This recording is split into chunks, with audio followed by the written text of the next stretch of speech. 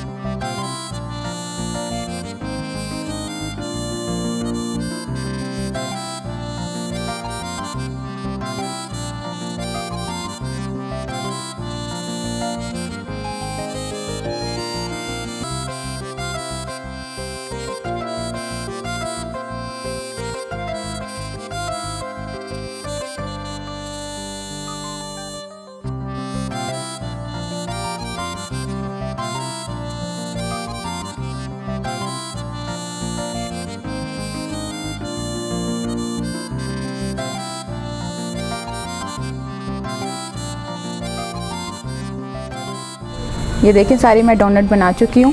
अब मैं यहाँ पर अंडा जो बीट किया है मैंने डोनट को अंडे में डाला और यहाँ पे मैंने क्रम्स लगाए।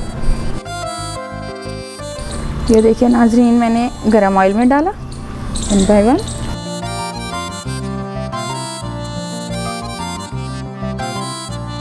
जी नाजरीन मज़ेदार पोटैटो डोनट तैयार हैं। एक न्यू रेसिपी के साथ मैं आपकी खिदमत में हाजिर होंगी। तब तक अपना ख्याल रखें, दुआओं में याद रखें। अल्लाह हाफिज़।